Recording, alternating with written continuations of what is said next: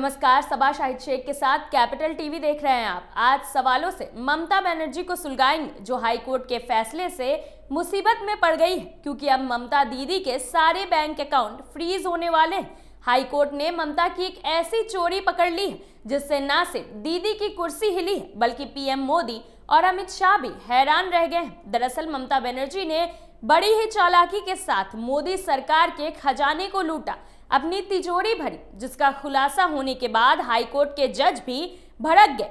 दरअसल ममता सरकार पर केंद्रीय परियोजना के धन में हेरा फेरी का आरोप लगा है। कलकत्ता हाईकोर्ट के मुख्य न्यायाधीश की खंडपीठ ने उत्तर दिनाजपुर के जिलाधिकारी को विस्तृत जांच का आदेश दिया था, जिसमें यह खुलासा हुआ। अब कोर्ट ने पंचायत विभाग के सचिव की निगरानी में तलाशी का आदेश दिया है। जिला अधिकारी समय समय पर पंचायत सचिव को रिपोर्ट भेजेंगे। कोर्ट ने निर्देश दिया कि अगले 2 महीने के अंदर जांच की पूरी जानकारी चाहिए, जिससे ममता बनर्जी का सारा काला चिट्ठा बाहर आएगा। बंगाल में मुसीबत में पड़ी ममता सरकार पर तमाम सवाल सुलग रहे हैं।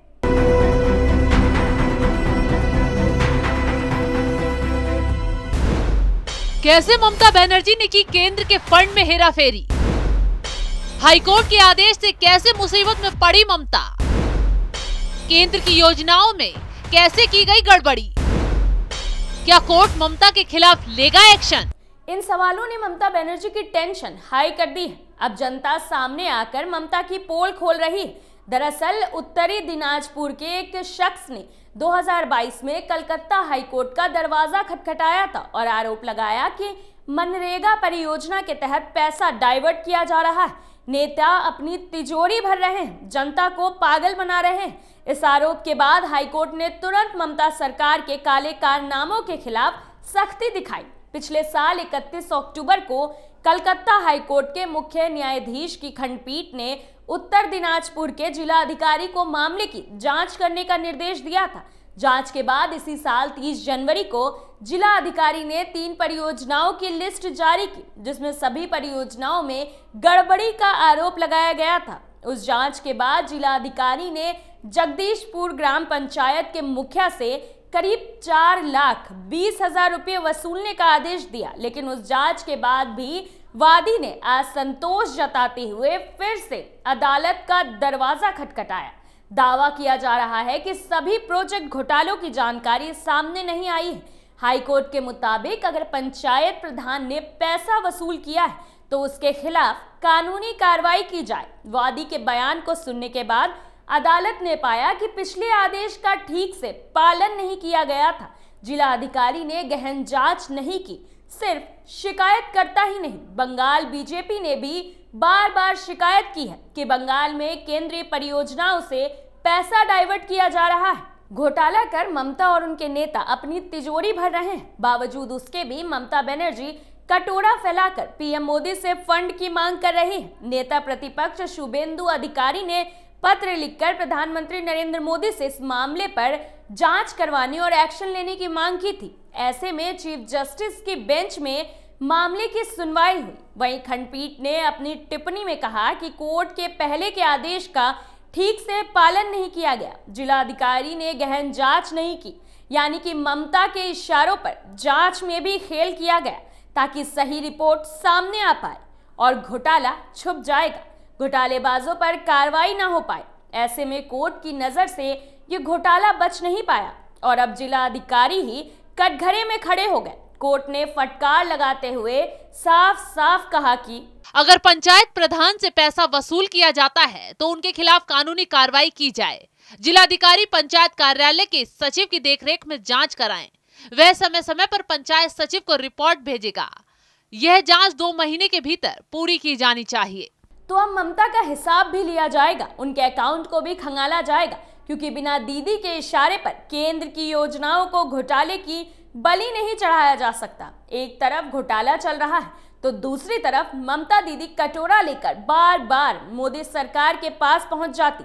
3 योजनाओं के लिए बार बार फंड मांगा है। 1,09,000 करोड़ रुपए की मांग सर्व शिक्षा अभियान, पीएम आवास योजना, मनरेगा के लिए की जाती है, लेकिन पैसे देने के लिए केंद्र ने मना कर दिया था, क्योंकि पहले पीएम आवास योजना में बड़ी गड़बड़ी पकड़ी गई थी। शिकायत सामने आने के बाद दिल्ली से जांच के लिए टीमें भेजी गई।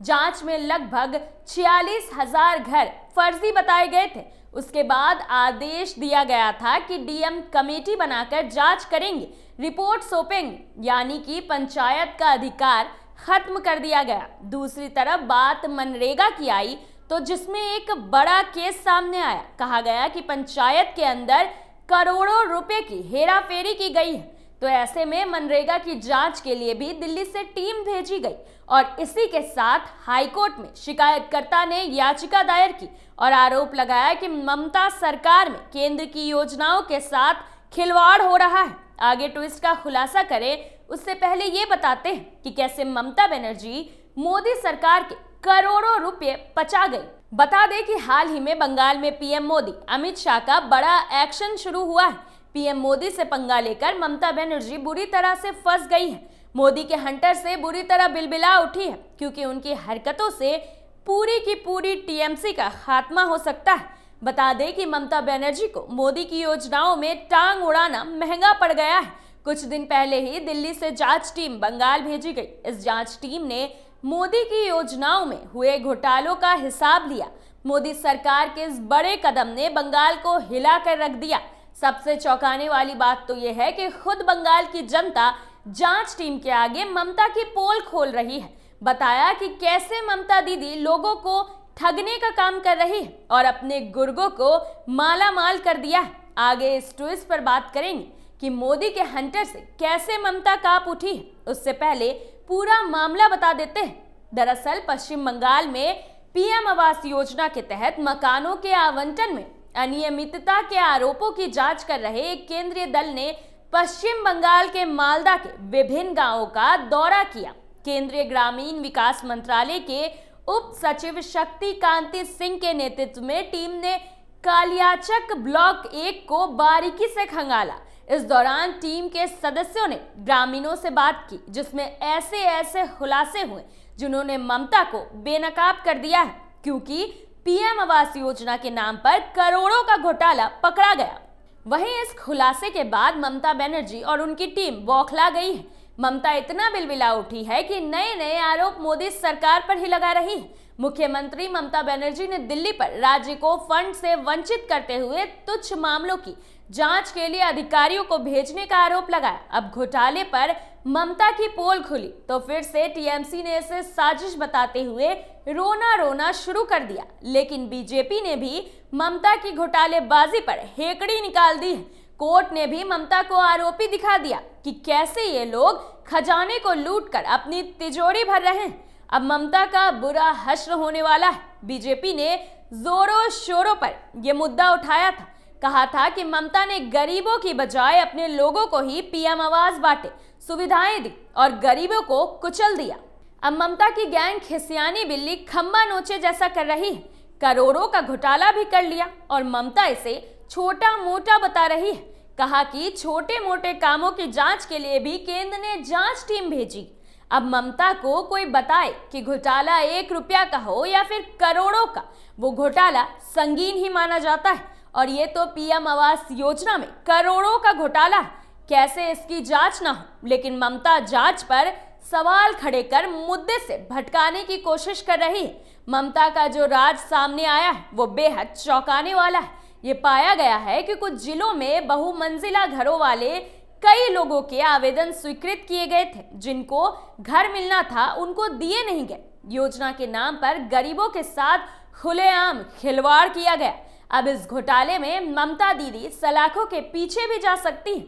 वैसे तो ममता बार छाती पीटते हुए ये कहती है कि क्या उन्हें केंद्र से फंड की मांग के लिए मोदी के पैर पकड़ने होंगे, लेकिन जब योजना के लिए फंड दिया जाता है तो उसे घोटाले की बलि चढ़ाकर हजम कर जाती है। इससे पहले भी जब पीएम मोदी के साथ ममता की बैठक हुई थी जो लगभग 45 मिनट तक चली, इस बैठक में ममता ने यही मुद्दा उठाया कि केंद्र सरकार पश्चिम बंगाल के लिए फंड जारी करे और ये फंड 1,19,68 करोड़ रुपए का था।